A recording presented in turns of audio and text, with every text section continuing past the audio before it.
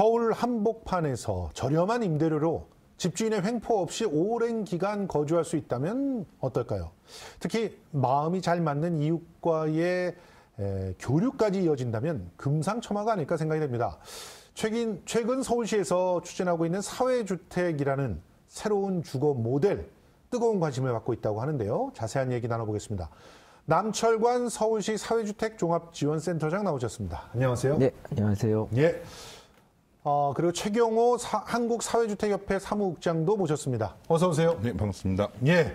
자, 먼저 사회주택이란 개념 좀 정리를 해봐야 될 것 같은데요. 좀 다소 생소한데 우리가 알고 있는 공공임대주택하고 좀 다른 거죠?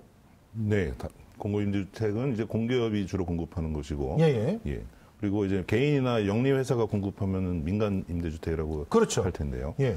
이제 사회적 경제주체 혹은 뭐 사회적 경제부문, 주변에서 보이는 마을기업이나 뭐 예. 사회적 기업 이런 협동조합 같은 사회적 부문에서 예. 공급하는 주택이라고 이해하시면 되겠습니다. 아하. 그러니까 우리가 저 그림을 보면은 공공은 건설 사업 비용을 사회적 기업한테 지원해주고, 그리고 사회적 기업은 시세에서 80% 정도의 가격으로 최장 6년에서 10년 정도 임대료나 또 임대를 보장해주는 이런 형태의 새로운 사업인데요. 서울시에서는 벌써 2015년서부터 이 사회주택을 공급을 해왔어요.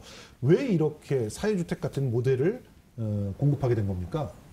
네, 서울의 상황이 이제 대규모 임대아파트 방식으로 공공임대주택을 공급하기가 점점 어려워지고 있습니다. 예, 그 이유가 뭐죠? 가용 가능한 택지가 되게 부족한 상황이고요. 예. 저소득층일수록 교통의 접근성, 일자리 문제 때문에 되게 중요한데 이제 그런 교통 편의성을 갖추고 생활 편의 시설을 갖춘 택지들이 많이 고갈돼 있기 때문에 사실상 소규모로 생활권 내에 군데군데 작은 규모로 공급해야 하는 시대가 열렸고요. 기존의 공기업 등의 대규모 조직이 그렇게 공급하기에는 좀 적합치가 않습니다. 그래서 지역 실정을 잘 아는 이런 사회적 경제 조직들이 그런 주택을 공급하는 유럽식의 어떤 국면으로 이제 서서히 접어들고 있다, 이렇게 보시면 될 것 같습니다. 지금 몇 호 정도 공급이 됐나요? 지금 대략 현재 시점에서 볼 때 한 683호 정도 공급한 걸로 저희가 파악을 하고 있고요. 예. 근데 2015년서부터 지금 공급을 해왔다면 683개다라고 하면 많은 거 아니란 말이에요? 네. 뭐 이게 사실 뚝딱 뭘 이렇게 물건을 만드는 것처럼 빨리 공급하기 어려운 특성도 있고요. 이 공급 주체가 아직 우리가 형성이 많이 안 돼 있는 이유도 좀 있긴 합니다. 네네. 자, 사회주택 국내에서 걸음마 단계라고 봐야 될 것 같습니다. 그렇지만 유럽 스타일이다 말씀해 주셨던 것처럼 유럽에서는 보편화된 주거 모델이라고 하던데요. 해외에서 사회주택 주로 어떤 형태를 띠고 공급되고 있습니까? 예, 해외에서는 뭐 아파트도 있고 쉐어하우스형 기숙사도 있고 오래된 공장이나 교회를 리모델링한 경우도 있고 소셜 믹스라고 해서 이제 분양주택하고 이제 한 단지 안에 혼합돼 있는 그런 경우들도 많이 있습니다. 그 네덜란드, 오스트리아, 덴마크가 이제 뭐 30%, 25% 이런 식으로 사회주택 비중이 제일 큰데요. 이런 나라들은 뭐 소셜 믹스 덕분인지 이제 그 옆에 있는 프랑스나 이런 데서는 폭동이 일어나기도 하고 그랬었는데 이 앞서 말씀드린 세 나라는 이제 폭동이나 이런 게 없이 사회 통합이 잘 되어 있습니다. 지금 보면 네덜란드 같은 경우는 사회주택이 무려 34.1%를 차지한다고 돼 있는데 상당히 큰 비중이거든요. 우리 같은 경우는 사실은 거의 80% 이상이 민간주택이잖아요. 네, 맞습니다. 그렇죠. 네네. 그리고 뭐 공공임대주택은 솔직히 한 10% 정도 되나요? 네, 10% 정도 되는 것으로 지금 나타나 있습니다. 자, 그러면 사회주택의 다양한 모델이 있다고 하는데 서울시에서 주로 어떤 유형의 사회주택을 공급하고 있는지 일단 유형도 설명해 주시고 또 어떻게 분포가 지금 되어 있는지 좀 설명 좀 부탁드릴게요. 네. 일단 저희 서울시의 사회주택은 세 가지 유형이 있습니다. 그래서 첫 번째가 토지임대부 사회주택인데요. 아까 말씀드렸던 사회적 경제 주체 등이 토지를 물색을 하고 공기업 SH공사가 매입을 해주고 그 사업자가 다시 그 토지 위에 건축물을 자기 소유로서 짓는 겁니다. 그래서 그런 모델이고요. 준주택 리모델링형 사회주택은 주택이 아닌 공간들, 뭐 사무실, 여관, 고시원 등으로 활용됐던 공간을 민간 건물주로부터 사업자가 임대해서 예. 거기에 공공의 공사비 지원 등을 받아서 예. 이렇게 주로 쉐어하우스 형태로 지금 하고 있는데 예. 공급하는 모델이고요.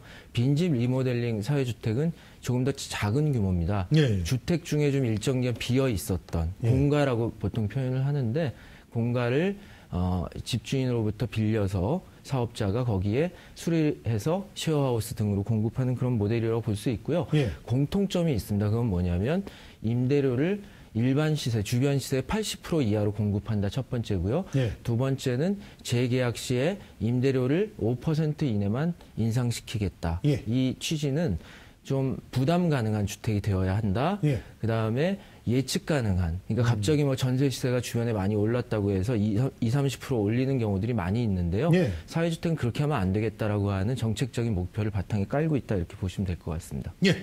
자, 그리고 또 주목받는 게 그 서울시에서 사회주택의 리츠 방식을 도입했다고 그렇게 얘기를 하고 있는데 이 리츠 방식 좀 설명해 주세요. 어떤 방식인지요? 예. 입주자 보호와 공급 활성화 두 마리 토끼를 잡기 위해서 도입된 것이 리츠 방식입니다. 예. 이제 만약에 이제 사회주택 운영자가 부도가 날 경우 예. 이제 지방 공기업이 이것을 사들이는 매입 확약을 하는 게 현재 법에서는 안 되는데 예. 부동산 투자 신탁을 설립해서 예. 그 돈을 모아서 이 리츠가 투자 신탁이 그걸 사들이게 하면 입주자의 이제 주거권이 보호를 받는 것이죠. 아하, 예. 그러면 중간에 예. 이제 완충 장치가 하나 더 생긴다 이렇게 보면 되겠네요. 예, 그렇습니다. 예. 그리고 입주자 보호뿐만 아니라 이제 공급 활성화에도 큰 역할을 하게 되는데요.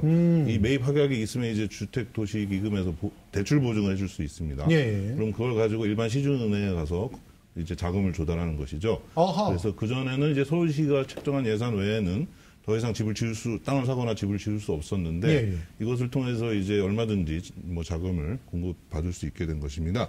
예. 물론 이제 이 리츠가 일반 부동산 신탁과는 달리 이제 고수익을 목적으로 하는 것이 아니라 예. 공공성과 안정성을 목적으로 하기 때문에 일반 투자자한테는 큰 매력이 없을 것이고 이제 공기업이나 기관 예. 그리고 사회주택 사업자들이 출자자에 참여하게 됩니다. 아, 요거 그림을 다시 한번 보여주셨으면 좋겠는데 조금 더 그 간략하게 정리를 해드리자면 일단 땅은 SH공사가 갖고 있는 혹은 사들여서 땅을 싸게 그 서울 사회주택 리츠에 임대를 주게 되는 거예요. 예. 예? 그런데 이 서울 사회주택 리츠에서는 준공을 하고 관리 위탁을 사회주택 사업자한테 위탁을 맡기는 거고 예.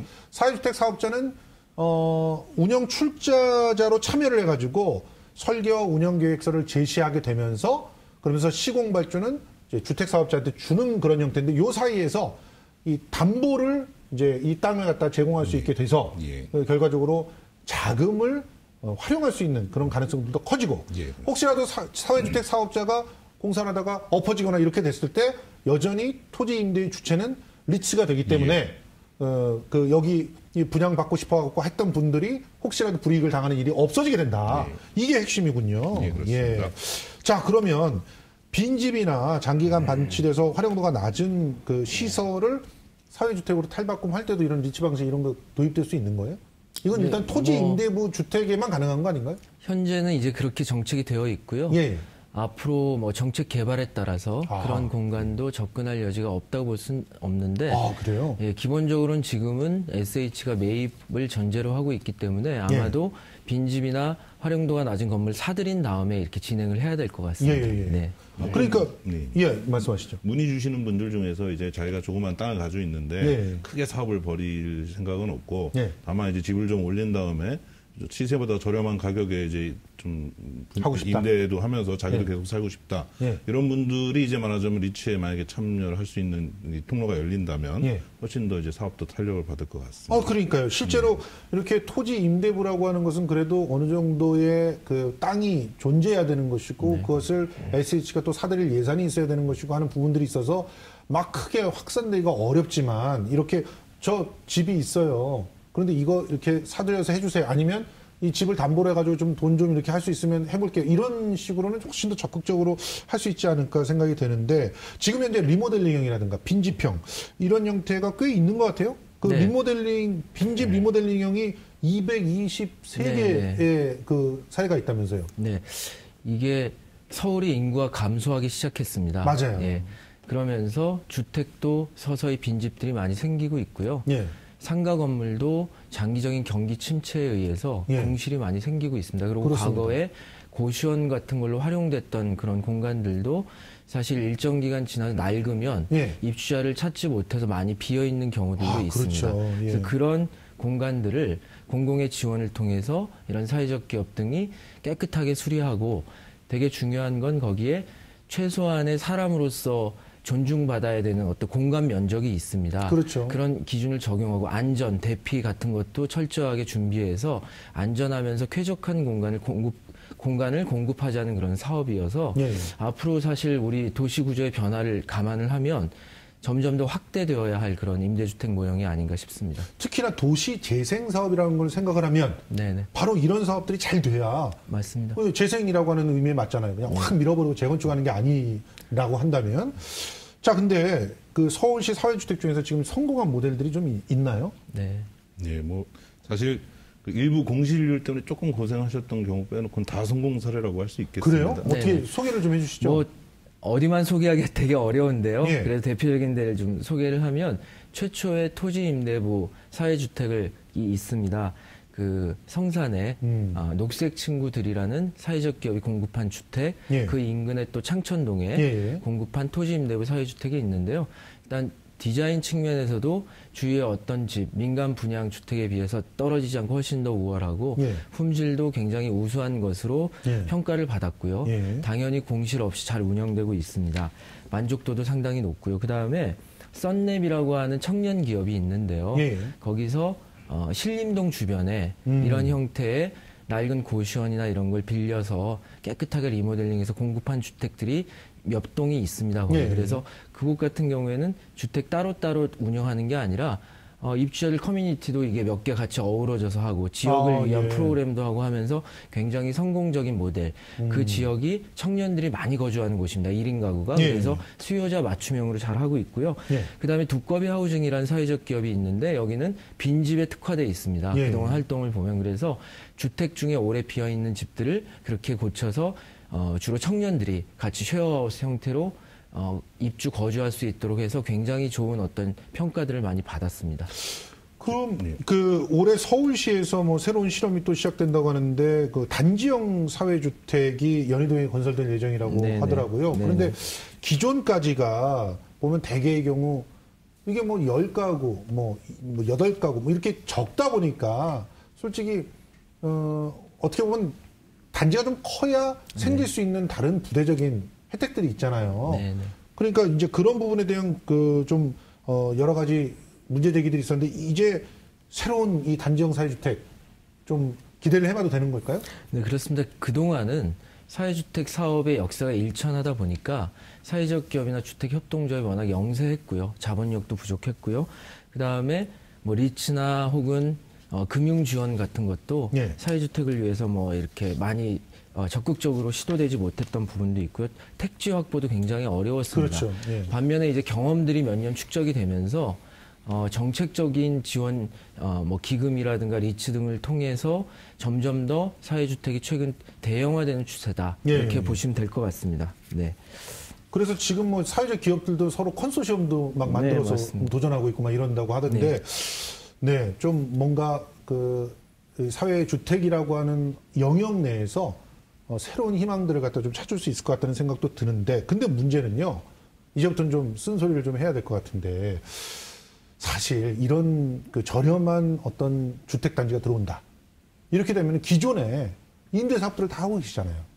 그러면 주민들의 반발이 좀 있을 것 같은데, 어떻게 그 최 국장님 같은 경우는 그런 반발 같은 거 맞닥뜨려 본 적 없으십니까? 예, 뭐 아직까지는 그렇게 물량이 크게 많지 않아서 그런지 예. 반발은 없었고 오히려 환영을 받는 경우가 또 있었습니다. 아, 그래요? 아까 말씀하셨듯이 1층에 이렇게 뭐 커뮤니티 공간 같은 것이 있고 예. 예컨대 사주택 1호 토지 임대부 1호점에 1층에는 이제 동네 정미소라고 해서 예. 쌀 카페인데요. 예. 산지하고 이제 협약을 맺어서 쌀을 유통해서 1인 가구들이 주변에 많이 사는데 예. 적은 양의 쌀도 그 자리에서 바로 고르면 도정을 해주고 아, 예. 주기도 하고 이런 것들이 이제 인기를 지금 끌고 있는데 또 다른 예로는 이제 봉천동에 짓고 있는 사회주택 같은 경우는 뭐 육아 공동체를 위한 공간을 마련한다던가요. 예. 그래서 이제 주변 주민들은 매우 이제 반기는 것이 오히려 반대보다는 많을 것 같은데, 다만 이제 대학 기숙사가 생기면 주변의 원룸업주들이 반발하셨던 것처럼 이해관계가 얽혀 있는 분들이 있을 경우에 좀 반대가 있을 수 있겠는데요. 뭐 예를 들어 그런 건 조정할 수 있겠습니다. 뭐 세탁 카페를 굳이 뭐 세탁소 옆에 우리가 뭐 만들 필요는 없을 테니까요. 그래서 뭐 낙관을 하고 있고, 임대주택에 대한 기존의 부정적인 인식 때문에 반대하는 분은 아직까지 없었고 앞으로도 없을 것이라고 생각합니다. 아니 그런데 기본적으로 그 단지형 사회주택이 들어온단 말이에요. 네네. 48가구인데 이게 더 앞으로는 늘어날 수 있는 가능성들이 있잖아요. 이렇게 되면은 분명히 그 주변에 어떤 시세를 움직일 수가 있는 상황들이 만들어진단 말이에요. 네네. 그랬을 때는 뭐 지금까지는 안 그랬겠지만 분명히 가능성들이 좀 생길 것 같거든요. 네, 일단은 대규모화되면은 주변 임대 사업자들의 어떤 견제도 있을 수 있고요. 그 다음에 누가 들어오느냐에 따라서 가령 주민들이 생각할 때 기피 대상으로 생각할 수 있는 취약계층, 어르신들이나 장애인들이나 그다음에 청년들 1인 가구가 대거 들어가거나 이런 경우에 좀 반발이 있을 수 있습니다. 그래서 이걸 창조적인 해결이 필요한데요. 뭐 예를 들면 아까 우리 최경욱 국장도 말씀하셨지만 이 사회주택의 특장점은 일반 빌라나 민간주택에 비해서 커뮤니티 공간을 갖고 있다는 겁니다. 그 공간이 입주자들만을 위한 공간이 아니라 그 지역사에 꼭 필요한 수요를 그 안에 넣고 운영이나 관리나 이런 부분을 지역 주민들하고 상의하면서 하는 구조를 만들어서 주민들이 이 주택이 우리 동네 와서 굉장히 좋구나, 필요한 공간과 활동을 제공해 주는구나, 이런 게 하나 필요하고요.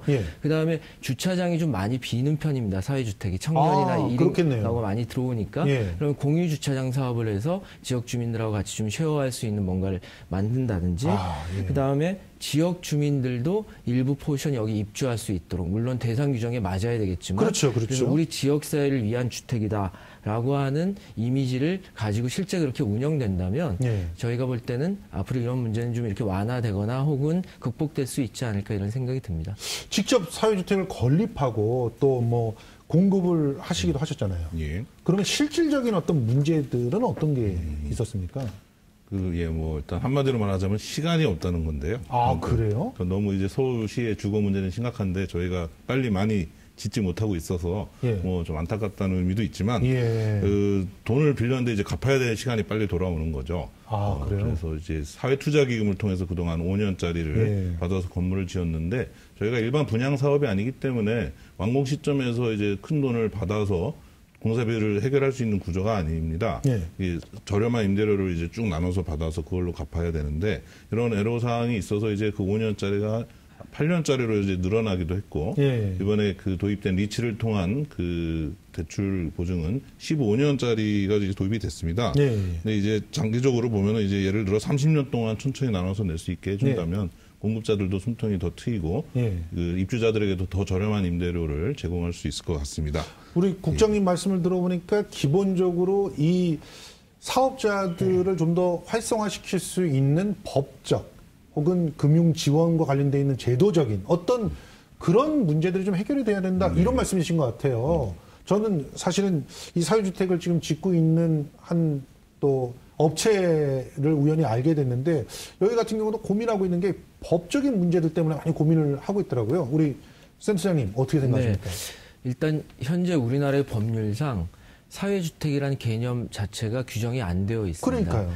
그래서 작년에 민간임대특별법이 개정되면서 공공지원 민간 임대주택이라는 개념이 들어오는 것 같습니다. 그래서 포괄적으로는 이 규정을 통해서 일부 혜택을 받을 수 있는 부분도 있긴 있습니다. 가령 예를 들면 주택도시기금의 출자융자를 받는다거나 공공택지를 지원받을 수 있다거나 뭐 이런 혜택을 받을 수는 있지만, 이 사회주택이 본격적으로 공급되려면 아무래도 사회주택을 규정하고 그 사회적 가치에 대해서 확산시킬 수 있는 법령이나 제도적 완비는 좀 필요해 보입니다. 그리고 뭐 추가하자면 택지 문제인데요. 사실은 특히 사회주택이 많이 필요로 하는 곳은 서울이나 대도시 지역입니다. 아무래도 주택 공급량이 수요에 비해서 부족한 경우가 많고 주거비가 너무 높기 때문에 그런데요. 그런 곳에는 택지가 굉장히 비쌉니다. 그래서 뭐 국공유지를 활용한다거나 아까 리츠의 모델처럼 공기업이 매입해서 토지 임대부 방식으로 한다거나 다양한 택지 공급이 필요하고요. 그다음에 세제 금융 지원. 이 사회주택을 지을 수 있도록 저리 장기 융자를 해주는 상품을 국가도 그렇고 민간이 많이 창출하는 그런 부분도 많이 필요할 것 같습니다. 반면에 입주자를 위한 인권적 측면에서 최저 주거 기준, 1인당 그렇죠. 뭐 면적이 얼마 정도 되어야 한다든지 주거 환경의 어떤 쾌적성, 그다음에 불연성 뭐 자재를 활용해야 된다든지 이런 어떤 여러 가지는 챙기고 가야 될 요소가 아닌가 그렇게 싶습니다. 사실 사회주택에 대해서 아주 잘 정리된 내용의 가지고 있는 법안이 지금 법사위에 계류 중에 있습니다. 또 계류 중입니다. 근데 이제 아무래도 한국에서 이 개념이 처음 등장하다 보니까 많은 의원님들이 생소하게 느끼시기도 하고 해서 보완 논의가 좀 지속되고 있는데요. 이게 좀 통과되면은 법적인 지위를 이제 획득을 해서 이제 그러면 이제 70조 원에 이르는 주택도시기금이 서민 주거 안정이라는 본연의 의의를 사회주택을 통해서 살릴 수 있게 되고 주택도시보증공사나 LH공사에서 이 택지라던가 여타 세제 혜택이나 많은 프로그램을 지금 준비해놓고 법만 통과되면 이제 거기에 맞춰서 하려고 이제 대기 중에 있습니다. 그래서 앞으로 이제 뭐 통과되면은 그런 것들이 정비가 되리라고 낙관을 하고 있습니다. 우리가 이 시간을 통해서 많은 그런 다양한 정책들을 갖다가 좀 검토를 하고 있는데 그 법안 계류됐다는 얘기가 늘 나오더라고요. 아니 법안 좀 빨리빨리 좀 통과시켜줬으면 좋겠는데 국회의원들께서 무슨 일을 하고 계시는지 참 궁금한데요. 솔직히 이런 질문 드리고 싶어요. 이제 직접 사업을 해보셨으니까. 실제 이 주택이 굉장히 필요한 분들은요. 주택이 여전히 비싸다 이렇게 얘기를 하세요. 80%라고 하는 선 자체도. 그래서 특히나 저는 이제 그 출발이 그 문화예술을 하는 그런 현장 활동가들과 같이 활동을 했었는데 이 연극인들은 너무 비싸다 그러거든요. 이 문제는 어떻게 해결할 수 있을까요? 그래서 지금 처음에 서울시 같은 경우도 토지 임대료를 이 사업자한테 받는 토지 임대료를 1.7% 정도 잡았다가 이런 논의 끝에 그렇게 하면 임대료가 아직도 너무 비쌉니다. 그래서 1%로 낮춘 겁니다. 장기적으로 이제 뭐 토지 임대료를 더 낮춰준다던가 사업자들도 이제 어느 정도 규모의 경제가 실현이 되고 노하우가 쌓이면 임대료를 더 낮출 수 있겠는데 제도적으로는 일단은 시세의 80%라고 해서 이제 좀 부담 가능하게 하자라고 취지를 가지고 출발을 했는데 시세의 80%라면 체감적으로 그렇게 싸다는 느낌이 말씀대로 전혀 안 들어요. 안 느껴질 수 있고 해서 향후 이제 뭐 사회주택에 대해서는 이제 별도의 임대료 산정 체계를 만들고 그럼 그게 투명하게 산정이 되면 그걸 바탕으로 공공이 더 지원해야 될 부분은 또 확실하게 더 지원할 수 있게끔 그런 체계가 좀 갖춰질 필요는 있다고 저희도 준비하고 있습니다. 어떤 면에서 좀 이 임대료를 끌어내리는 견인 적용까지 하려고 생각을 한다면 사실은 시세 한 50% 정도 이렇게 확 낮아져야 그래야 정말 매력적이고 많은 사람들이 들어가려고 하고 또 사업도 한번 고민해보고 그리고 또 일정한 이 혜택으로 느낄 수 있는 세제적인 어떤 부분들에 대한 것도 납득이 되지 않을까 이런 생각이 들거든요. 사업을 할 거 다 하면서 80%라면 사업으로 이득 볼 건 다 이득 보면서 특혜도 받는다 이렇게 되면 안 되지 않습니까? 이 부분들에 대한 고민들이 좀 필요할 것 같은데 자 지금 실질적인 얘기 중에 하나 입주 방법과 입주 자격들 좀 짚어보고 싶어요. 어떻게 되나요? 네, 입주는 기본적으로 사업자별 공급 계획이 나오고요. 건축이 진행되고 그러면 주택 유형에 따라 조금 차이는 있지만 뭐 SH공사 홈페이지 뭐 사업 유형에 따라서 또 사업자 홈페이지 등을 통해서 공고가 나고요. 종합적인 정보는 서울시 사회주택의 홈페이지가 있습니다. 거기서 또 이제 공유가 되니까 확인하시면 되고요. 자격에서 제일 중요한 건 이제 소득 같은 부분인데요. 그렇죠. 1인 가구의 경우에는 도시가구 근로자 월 평균 소득의 70% 이하로 되어 있습니다. 그러니까 한 금액으로 하면 340만 원 이하의 소득자이면 되고요. 2인 이상은 100% 이하인데요. 그게 한 488만 원 정도 됩니다. 그리고 공통적인 조건은 당연히 세대원 전체가 무주택자여야 합니다. 근데 아직까지는 이제 청년하고 신혼부부 위주로 공급되고 있거든요. 그래서 앞으로는 좀 공급 대상을 다양화해야 되는 게 있고요. 아까 그 임대료가 비싸다 이런 문제는 이런 게 있습니다. 보통의 공공임대 아파트가 왜 임대료가 싸냐면 일단 재정 지출 같은 게 좀 있고요. 그거는 사업자가 안 갚아도 되는 거고요.